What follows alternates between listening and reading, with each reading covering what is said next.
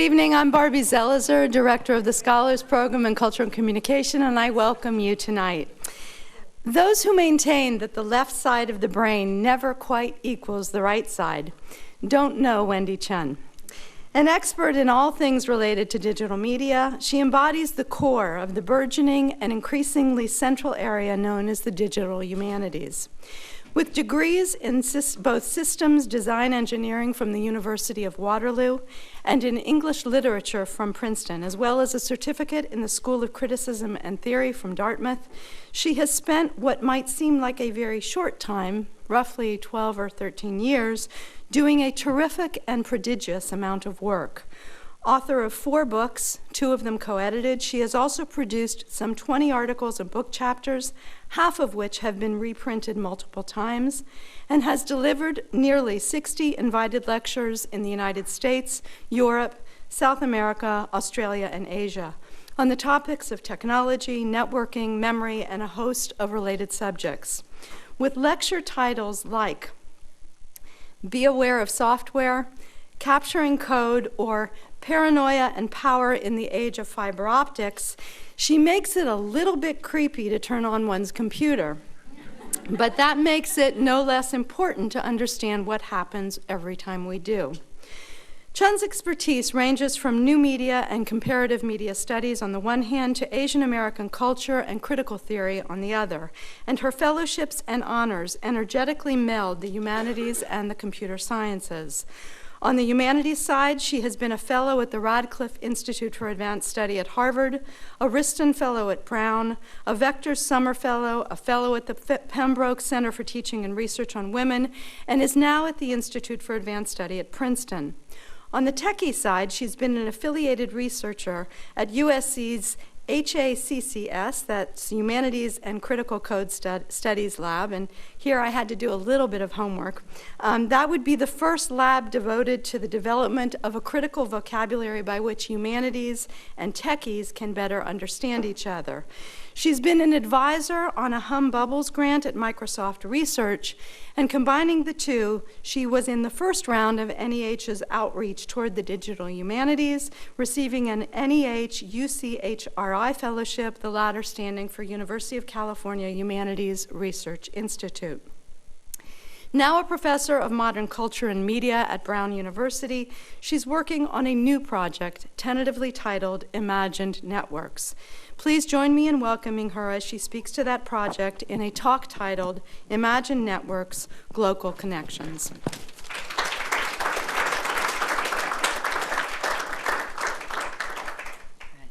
So thank you so much for that very generous introduction. And I'm so excited to be here today and to share with you my newest work. And I'd like to also thank Emily Plowman for her brilliant sort of organizational skills. It's been a pleasure to come down on the train. Okay. So what I want to do today is give you a sense of some of the questions and observations that are driving my current book project. And this is impossible to do in 45 minutes. So let me warn you, I will talk quickly. I will lay out my argument schematically and visually. I will show you more than I will read. At the end, some of you may feel dizzy. But this too, I promise, will serve a purpose. Okay. But just in case you get lost or had a little too much wine, let me start with a punchline. A punchline that I conclude with, but one that also punches through this talk. So that is, friendship or love grounds the individuating neoliberal logic of networks, that our desire for a banal and reciprocal and authenticating, if not entirely authentic form of intimacy, right? So our desire for friendship as friending is threatening to reduce the internet to a series of gated communities. A series of gated communities in which we are in most danger because we think we're most safe, right? Just think of all those Facebook disasters, right? Further, that out of care, that out of our sometimes genuine care for others, that we put them at risk. That spam is another way to say, I love you. At the same time, I want to suggest that if our desire for something like safe intimacy, if our belief in computers as personal is exactly what's putting us in danger, I want to suggest that this danger can be best attenuated not through better and more security, not through security that reduces the private and the personal to the secure or the secret, but rather through a serious embrace of the vulnerability that is networking, a vulnerability that's currently covered over whenever we just reduce our computers to our interfaces, right? Whenever we view computers as a simple form of visual culture. So again, but with a very different tenor and tone, spam as another way to say, I love you. So, but another image that I want to start with, having called into question the visual, is my packet sniffer. And this packet sniffer, which some of you saw coming in, has been sort of quietly and mechanically showing you all the packets that my computer is currently sending and receiving. Now, I'm not even on the PEN network, okay? I'm not even connected to the PEN network, but this is what my wireless card is sending and receiving. So for all of you unfamiliar with packet sniffers, they're software programs that were developed by sysops to diagnose networks that are always failing. They are also used by hackers in the FBI and illegal in England for some reason. So what this packet sniffer reveals quite nicely is that interactivity cannot be reduced to user-controlled mouse clicking, right?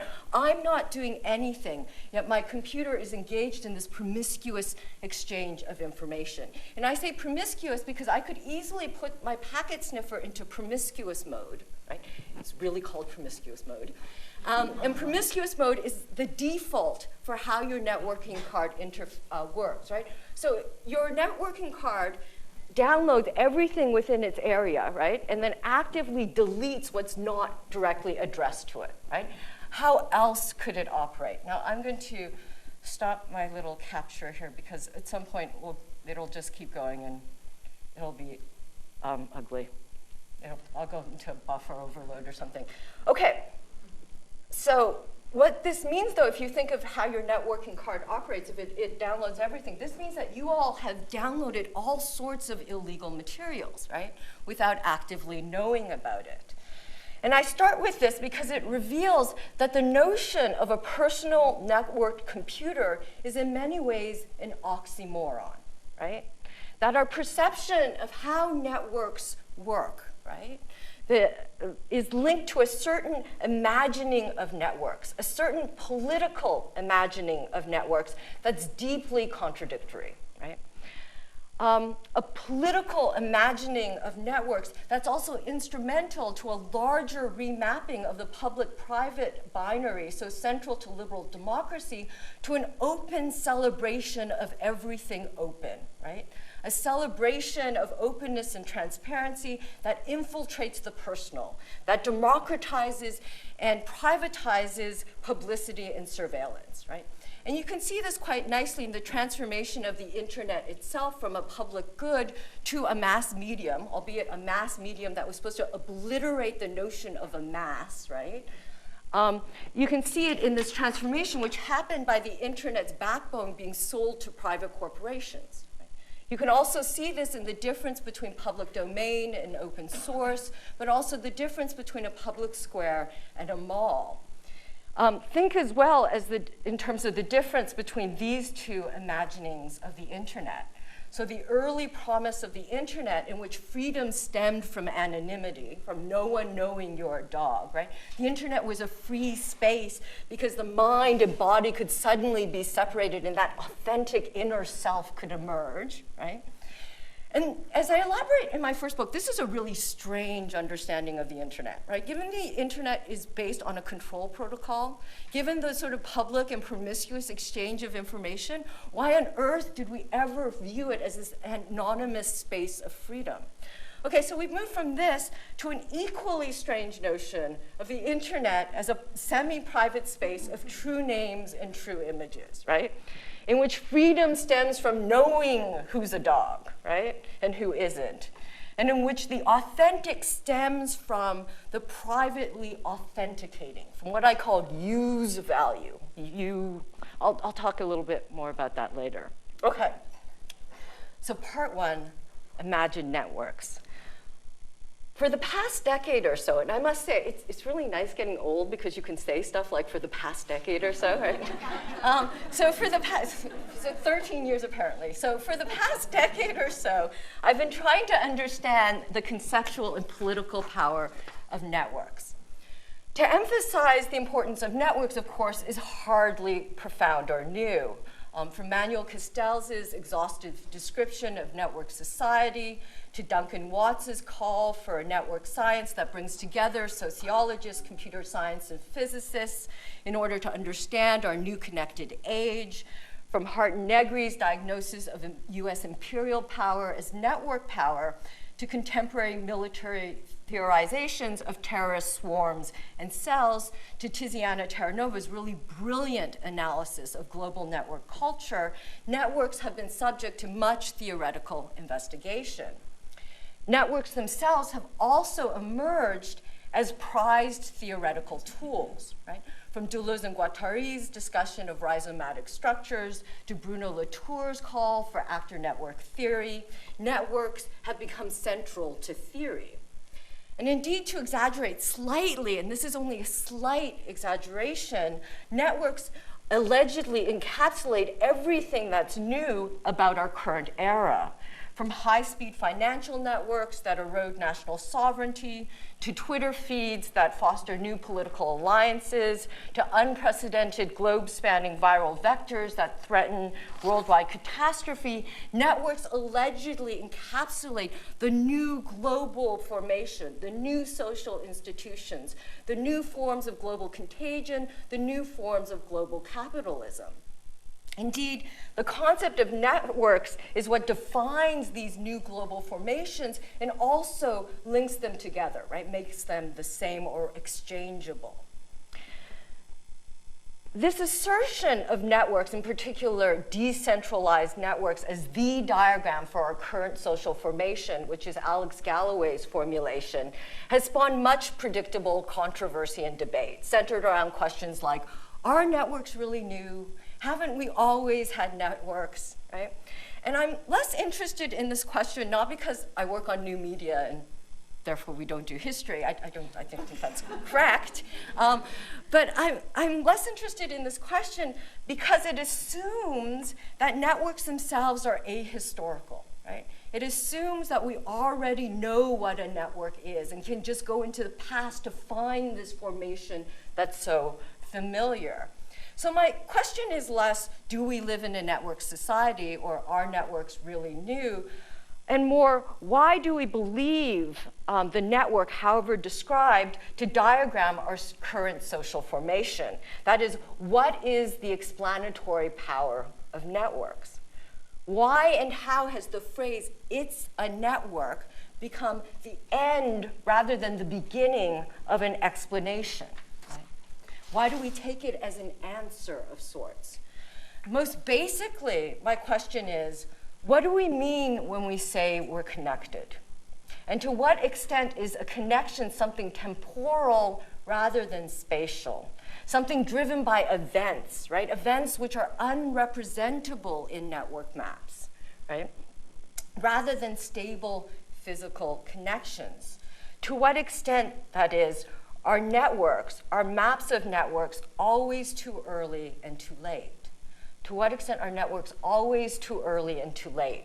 To what extent are our maps always traces or projections, right? And so think of something like traceroute. In order to figure out where your packet is going, what it does is it sends a TTL of incremental numbers out to various hops, right? So what you get back is at that moment where that packet died, and that allows you to trace it, but it's not really a trace of the network as it operates. It's just a complete retracing at every moment that gives you the illusion of being able to trace where your packets are going. Networks are very strange entities.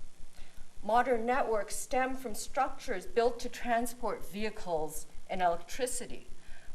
structures that made technology social and were deliberately constructed to resemble nets. Remarkably, networks have moved from planning tools and ideal structures to actually existing entities that are empirically discovered. Right? So systems biology presumes the existence of networks in animals from the genetic to the multicellular. Ecology similarly conceptualized food webs and less lethal animal interactions as networks. So a big field in ecology right now is animal social networks. This is even, as many network scientists will admit, network analysis itself is an abstraction, right? So it replaces the real thing with a mathematical model. It's a model that engages selectively with our allegedly data-rich world. And importantly, data too is always too late, right? It's a trace that is stored and restored in order to be analyzed. Networks are thus both theoretical diagram and a way to explicate actually existing phenomenon.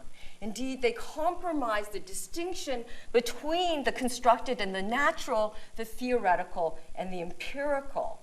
To map is both to plan and to solve, is both to describe and to prescribe, right? So we follow Google Maps, right? Further, network analysis fosters, depends on networks. Networks are not only useful, see exactly, I'm not on the network, but yet we can sniff it, okay. Further, network analysis fosters, depends on networks. So networks are not only useful to diagnose contagion, which they are useful for, but they're themselves contagious, right? So as Watts argues, in order for the new science of networks to succeed, the science of networks must become a manifestation of its own subject matter. A network of scientists collectively solving problems that cannot be solved in any single individual or any single discipline. So it takes a network to analyze networks. Networks generate networks. Networks make porous the boundaries between the many different disciplines that employ networks, right? From politics to economics, from media studies to biology. Every discipline, in other words, seems to have discovered networks, and by discovering networks have discovered each other, right? And this new universal diagram. In a similar vein to Watts, albeit with a very different purpose and methodology, Bruno Latour argues that in order to perform actor-network theory, one must become an ant. One must become a blind, myopic, workaholic, trail-sniffing collective traveler. To understand ant, one must become one. There seems, therefore, no end to networks, right? Or their analyses, just more webs to be created. To open up this web and to make it's the network the beginning rather than the end of an explanation, I've been increasingly thinking of networks as imagined. To be clear, to call them imagined, I'm not saying they're these fanciful, imaginary things, but rather that the force of networks stems in part from how they figure connections and flows that both link and breach the personal and the social, the political and the technological, the biological and the machinic. In calling them imagined, I'm drawing from, and as I'll explain more later, Benedict Anderson's controversial and influential formulation of the nation as an imagined political community. I'm not, however, just gesturing towards Anderson. I'm also gesturing towards the ways in which networks are so powerful in part because they allow us to imagine, or at the very least trace, the unimaginable. The unimaginable world of global capital, the unimaginable world of global climate change, even as they create unimaginable and unforeseeable presents and futures. That is, they become so compelling, partly because they've been key to dispelling postmodern confusion. They've moved us from the postmodern pastiche to the zoom and the overview, They've been key to enabling a kind of resolution that enables us to move fluidly between two scales that were supposed to be completely separate, right? The molar and the molecular, the individuating and the genetic, right? So part 2, mapping the unimaginable. So networks, even as they engender ever more connections and unpredictable events, have been key to ending postmodern confusion and to establishing an era of neoliberal empowerment. And to make this point, let me turn to Fred Jameson's really influential diagnosis of postmodernism. So Jameson argued in the mid-1980s that capitalism since the 19th century, since the spread of industrialism, since the spread of imperialism, has made it harder and harder to conceive our position in the world. This is because increasingly the truth of our seemingly authentic experiences lie elsewhere, right? So the truth of the 19th century domestic tea ceremony lay in India, not England, right? This discontinuity between what's authentic and true was made even more drastic in the era of postmodernity. So in the era of postmodernity, Jameson argued, cities and spaces are more unmappable because in this new postmodern space, distance is suppressed. There's no sense of anything as erratic, as having a unique place in time and space. It relentlessly saturates remaining voids and empty places. So there's no gaps, there's no sacred spaces. And in this postmodern space, the postmodern body is exposed to a perpetual barrage of immediacy from which all sheltering layers and intervening mediations have been removed. Now, the saturation of space, Jameson argues, leads to a new and historically original dilemma, right? Namely, we are inserted as individual subjects into a multidimensional set of radically discontinuous realities, whose frames range from the still surviving spaces of bourgeois private life all the way to the unimaginable decentering of global capital itself.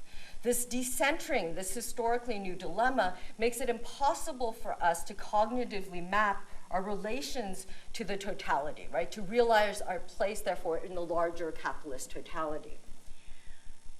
This conception, though, of individual subjects as caught in an overwhelming, unrepresentable, unimaginable global system was eerily repeated across disciplines, from sociology to economics, from ecology to physics, right?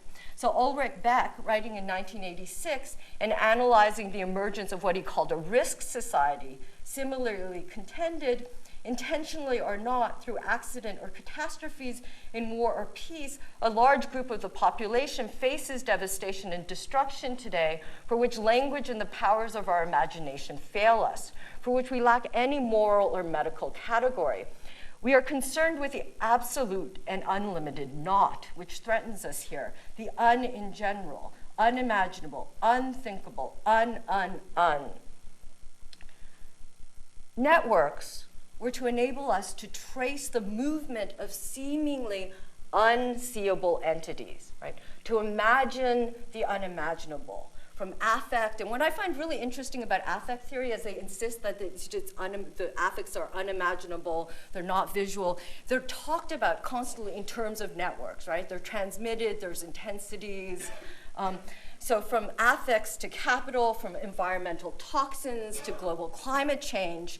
Further, if we understand networks as driven by crises, they enable us to feel the unimaginable, right? And crises are really interesting because they bring together the voluntary and the affective in alleged moments of decision, right? In a less apocalyptic and less utopian manner, Mark Granovetter, writing in 1973, also argued that personal experience of individuals is closely bound up with larger scale aspects of social structure well beyond the purview or control of particular individuals. And to understand the relationship between personal experiences and larger systems, he produced one of the first social maps, which you're seeing right now, which showed the strength of weak ties. So for Jameson, as well as Granovetter, maps and mapping were key to resolving this dilemma, right? So to resolve our postmodern ennui, this weakening of affect, Jameson called for a not yet imagined form of art, a political art of cognitive mapping that would enable us to regain our ability to act. Although Jameson claimed not to know what this art would be, he was calling forth the unimaginable art, what he did say in many ways is that cyberpunk and other auto-referential forms of art that dealt with technology, for him, offered a degraded form of this cognitive mapping, right? And let me just point out that this is a really strange thing, right? So in this call, we're called on to explain an unknown through another unknown, namely technology, right? So I'm trained as an engineer. I can tell you theoretically what my computer is doing at all its various levels, but I cannot tell you what my computer is doing at this very moment, right? But what's key is not simply this unknowability, but this unknowability embedded within a structure of technical knowability. Right? So this is the sort of imagining of the unimaginable that networks allegedly enable.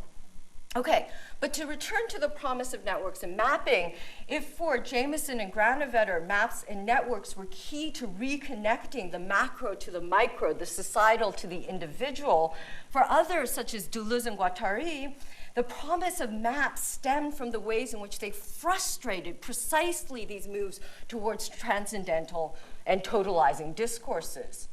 Taking up the figure of the rhizome, an immanent root structure that emphasizes connection, heterogeneity, and multiplicity, they argued that the rhizome is a map, not a tracing, right? Where a map is open and connectable in all of its dimensions. It can be torn, reversed, adapted to any kind of mounting, reworked by an individual, group, or social formation. The map has to do with performance. Okay. But we now seem to be in a new and perhaps historically original dilemma. We are, it seems, forever mapping, forever deciding, forever searching, but no less able to foresee or intervene decisively into the globalizing world around us. Mapping, in other words, seems to make us follow the network logic rather than resolve it. So we can move from the zoom to the overview, the detail to the point, but we seem always to be moving and never changing. Even worse, we've become so dependent on our mapping technologies that we seem to be incapable of acting without them. So recently in Mannheim, I was with a junior colleague, and he works on transmedia games, and he couldn't function because he couldn't use his iPhone because the data was going to be that expensive, right? But he needed to be able to map everything, right? But this is analogous to me. This is what I do. Even when I know Google Maps is wrong, I follow their instructions, right? But it's also analogous to kids viewing the real world as a place to take pictures you can post to Facebook, right? And this is actually something overheard on a New York City subway station. Okay, further, the performance of desire and the move to deterritorialize, as Bifo Berardi has pointed out, has become the basis of neoliberalism, right? So most pointedly, what difference is there between neoliberal discourses of empowerment and these discourses which were brought up as a form of resistance? Networks and their analyses, that is, seem to have caused as many crises and dilemmas as they've resolved. So consider, for instance, complex financial software that made possible, complex aggregates of assets, right? Allegedly risk-free, complex aggregates, networked aggregates that toasted the financial system because they spread risk everywhere, right? Think more positively of global climate change models. And so here you see a really influential projection by Gufto. Think more positively of global climate change models that try bizarrely for unverifiability, right? They try to defer the future they predict, right? These models have a very strange temporality, right? By the time we know if they're correct or not, it'll be too late. So if you believe they're true, you'll act in such a way that they'll be unverifiable, right? And I bring this up not because I'm a global climate change denier. I mean, the fact that CO2 raises temperature, been known for, 100 years? But rather because the space between prediction and program, I argue, is the positive power of imagined networks, right? That uncertainty, in other words, opens up the possibility for action, right? But importantly, we may all now be small s sovereign subjects, but through the act of mapping, we've become even more tightly enmeshed in the systems we once thought we were resisting or more benignly merely representing, right? So think of all the computational power. Think of all the greenhouse gases that are necessary to produce the computers to diagnose global climate change, right?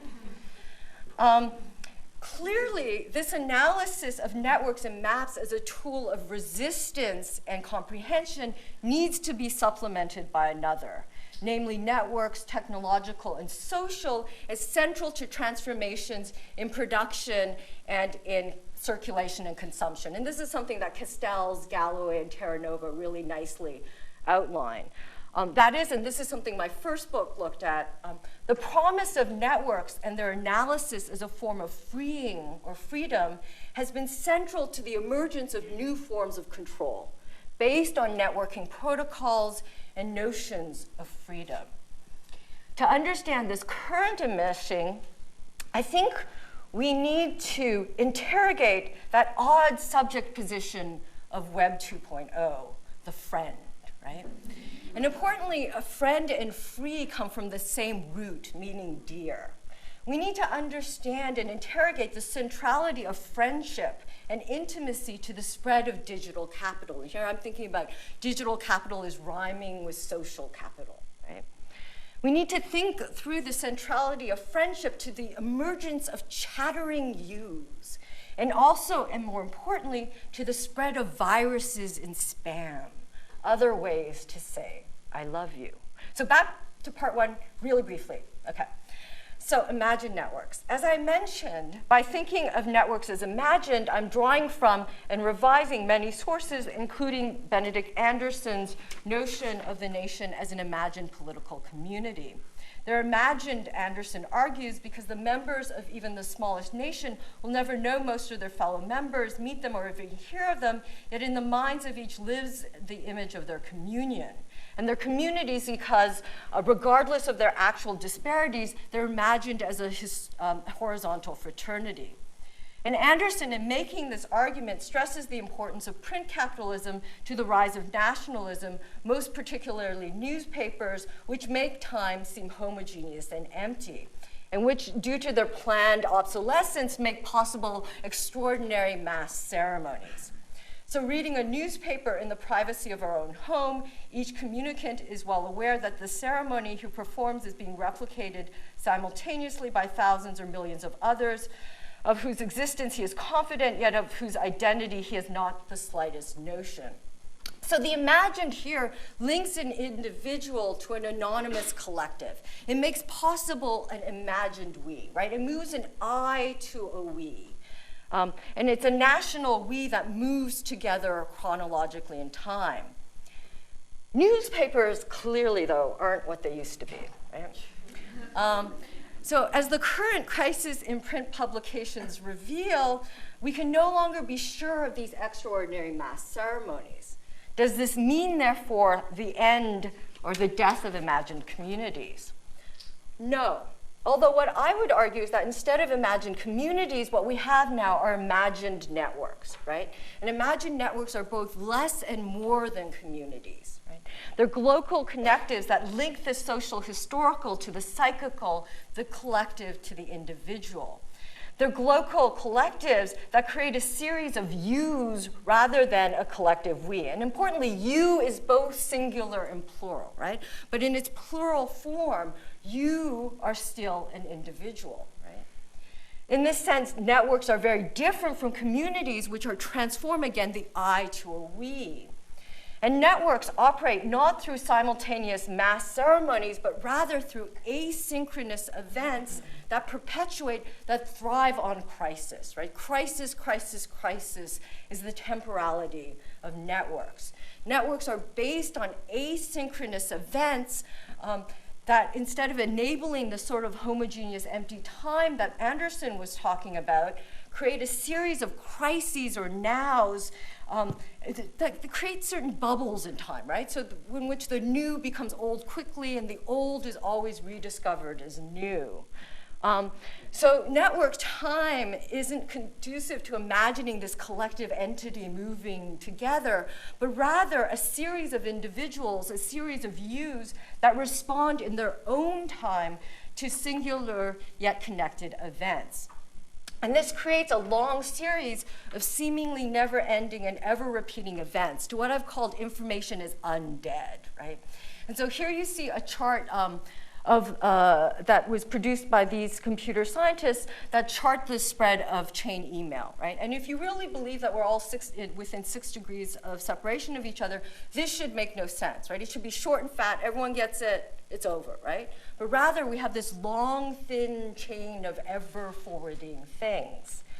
These modes of crisis and the address have moved media from the mass to the new or from the mass to the you, and have been key to generating value online. So part 3, friends and frenemies, or it's not us, it's you. So how is value generated online?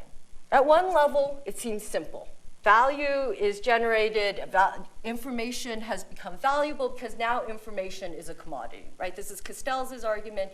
Now, instead of information being something used to produce a product, it's the product itself. And at a certain level, this makes complete sense, right? I buy software, you buy software. We do buy some information as commodities. But this notion that information is always a commodity dodges the question, when is information valuable, right? And as you'll recall, in the early ages of the internet, 1995, it was unclear that any sort of market would emerge, right? So sending one's credit card number online was portrayed as an invitation to murder, right? Freedom empowerment, again, stemmed from anonymity, not authentication. And here you see the flip side of this. Communicate mind to mind. There is no race. There are no genders. There is no age. No age. There are no infirmities. There are only minds. Only minds. Utopia? No. No. The internet. Where minds, doors, and lives open up. Is this a great time or what? All right, so that's the flip side of this. The internet is empowering because there is no race. And in the mid to late 1990s, it seemed impossible to advertise the internet without featuring happy people of color, saying there is no race. And this was key to making technology good again. Remember the 80s? Technology was bad. 90s, suddenly it's the future. But plus there's an interesting racist logic here, right? It depends on you seeing this and saying, of course, these people would be happy to be online, right?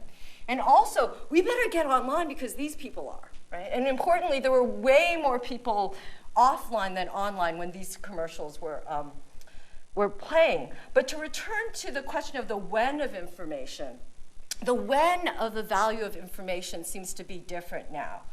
So in the past, as Benjamin argued, the value of information coincided with its newness.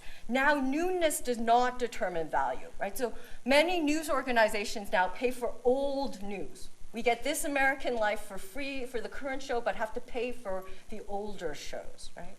We pay for information that we miss if we do, either because we want to see it again, or more because we missed it the first time, are missing it registered by all those references to it, right? So I don't know how many of you have actually seen Two Girls, One Cup or heard of it, right? But think of any sort of video that was taken down. The way you knew about it, even though it was taken off YouTube immediately, was that there were all these YouTube videos of people watching that video, right? So in other words, it's these continual references to these things that produces value. Repetition, repeated references and likes by many friends and strangers produces value. As this repetition makes clear, value is not generated from one you, but rather a plethora of yous. And of course, to talk about the collective nature of network value is hardly new. Yochai Benkler, of course, talking about the wealth of networks in terms of peer production. Think of Pierre Lévy's notion of collective intelligence or Paulo Verno's notion of the general intellect. Yes, but I want to think through collective value in a slightly different way. For what matters isn't necessarily our voluntary actions, isn't crowdsourcing, isn't the stuff we post to Facebook, but rather the richness of network data, our data-rich environment, comes from tracing and storing our involuntary actions and linking them to others, right? And this is central to building affiliation networks. That is, if our world is now data-rich, it's not simply because we're all posting to Facebook and providing content, but rather because every interaction leaves a trace, which is then incorporated and further used to understand you, where you is always plural, right? You is always both you and yous. The value of Facebook and Amazon, in other words, depends on the ways in which our traces are analyzed in ways that suspend the difference between the individual and the general collective statistical body, even as they claim to respect this difference. So if once, as Alan Sekula influentially argued, in relationship to the production of photographic evidence, that the body and archive related through two different systems of description, one on identifying the individual, so in describing the body within the archive, and the other on identifying the hidden type in the body, so on embedding the archive in the photograph, now these two processes have become inseparable, right? So Amazon.com, for instance, tracks individual purposes not only to create a record of us, right? So in this sense, we should get over ourselves and our paranoia, right? But also to merge our preferences with others so we can make suggestions, so it can predict and encourage future behavior in ways that conform to network statistical analysis. But, and this is a huge but, this only works if we're authenticated online. This only works if we're to be trusted to be telling the truth. This only works if we're enmeshed in a structure of so-called friends. Right? Another way to understand this importance of yous is through the relationship between you as being hailed and ideology, right? And so Althusser, of course, famously argued that ideology interpolates individuals as subjects, and he described, yes, I'm not online. Okay, and yes, he described the theater of ideology in terms of a policeman hailing you, right? So the policeman screams, "Hey, you," and the guilty party turns around. I do this in lecture all the time when I'm teaching Althusser. I go, "Hey, you," and it's the kids who are doing email that look at, frightened, okay. So what's important here is that the person hailed recognizes themselves as hailed, right? So the hailings rarely miss their mark. Now, Althusser's notion of ideology is controversial and has gone through a number of revisions. And the revision that I find compelling, most compelling, and that gets me to this notion of yous rather than you, and also gets me away from ideology to something that's both less and more than ideology, is Richard Dienst. So Dienst, thinking through the ways television hails us, argues that if ideology can miss its mark, then ideology must have been unstable as a sign of, and an event. It can never simply be a transmission of meaning to a subject. Ideology neither hails nor nails the subject in place, right? But it's an occasion of a telecommunication. He goes on to argue that ideology must be conceived as a mass of sendings or flows of representations whose force consists precisely in the fact that they're not perfectly destined, just as they're not centrally disseminated. Far from always connecting, ideology never does. Subjects look in on messages as if eavesdropping, as if peeking at someone else's mail. Ideology requires a short circuit between the singular and the general so that the reception of a representation becomes a sending back, a representation of a reception. I find this compelling because this short-circuiting between the singular and the general is exactly what friending does. Right? the way we spread value, the way we short-circuit modes of identification and modes of generalization in a network is through our actions as friends. And I don't think we've thought through enough the really odd transformation of the default user, right, which used to be the lurker, which is now lurking is apparently stalking, the move for the default position from the lurker to the friend, which is arguably the most important transformation with Web 2.0. And I don't think we've grappled enough with how authenticity has changed online, right, from being marked by the amateur, right, to now the authentic as being authenticated. Now, many, including Beth Provenelli, have brilliantly thought through the relationship between love and liberal notions of sovereignty and exception. And what she points out here is that the key thing is that this fantasy of the intimate event is allegedly in stated opposition to all these other forms of social determination, but they create this other sort of glue, right? So because this kind of self-transformation leans on the openness of other people to the same type of self-transformation, autological intimacy functions as a proselytizing religion. Intimacy depends on an ever-expanding market. Intimacy expands through macro-institutional and micro-practices. Now, friendship clearly isn't quite love, but I would argue that for that reason, it's an even stronger marker of our emergence as so-called small s sovereigns. So through the notion of friends, we become these individual subjects that allegedly choose what we like and what we do. Through the act of friending, through the act of circulating things to our friends, through our act of liking links, we enmesh ourselves even more tightly into networks. Through the care we show for others, we keep messages, we keep viruses alive. And here's my favorite example of this. These are messages of viruses that never existed. But out of our goodwill, we get this message, we give it to all our friends, right? And then we say, oh no, it's not really a virus, and we then spread the message again, sort of swamping the network and overcoming our working antiviral systems. But it's not just our efforts to foster safety that endanger us. Corporate efforts to create safe spaces have threatened to turn the internet into a series of gated communities in which people are most vulnerable when they think they're most safe, right? And just think a moment of what a portal is, right? A portal is an elaborate door inside a building. It's not something that takes someone outside, right? So in other words, these portals seek to enclose us in these private spaces, which can be more precarious than these public ones. Okay, but I want to end by thinking about intimacy and the dangers around it as something that's intriguing and wonderful as well. So let me conclude with a little story. Recently, I fell victim to a phishing attack. Okay, fell victim's a little strong. As soon as I clicked that link, I knew I was being phished, right?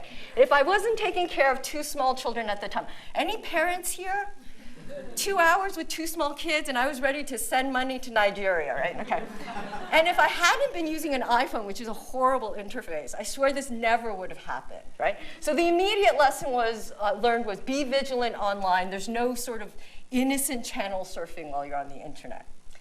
But this phishing attack was brilliant, right? So it was sent to me by Fiona Barnett, who runs Haystack Scholars, so the context was perfect, right? And she was also a former student of mine, so of course she would care, right? And I had just come back from a conference, right? So this all made sense. So this phishing attack led to everyone who was following me being phished in turn. So this phishing attack outed me not only as a person with bad judgment, but someone who's also possibly paranoid, right? So predictably, many people contacted me to tell me what I already knew, that I had been phished, right? And then I had to send out this public tweet telling everyone that if they received this private message from me, it was anything but. And this made me realize that I needed to change my networking strategy, that I had been wrong all along, and that what one should do is only friend and follow people you hate, right? There was, however, a surprising upside to the story, which has made me decide not to pursue that strategy.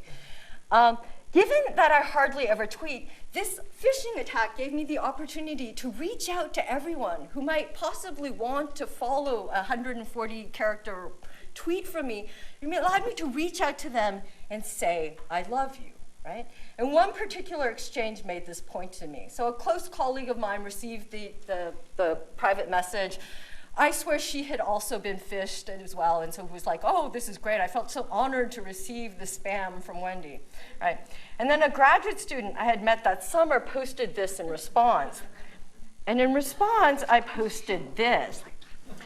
And although I was half joking at the time, I think there's something to spam as love, right? And this exchange actually led us to both talk a little bit more about how influential Beth Provenelli's work is to thinking about these sores and networks and love. This loving side of spam should make us rethink the difference between non-spam and spam, right? Like, what about all those automatic happy birthday Facebook, things? Or think about, when somebody sends you that email asking you to buy pharmaceuticals from a dodgy Canadian company, they're saying they care enough about you to put you at risk, that you're in their address book, right?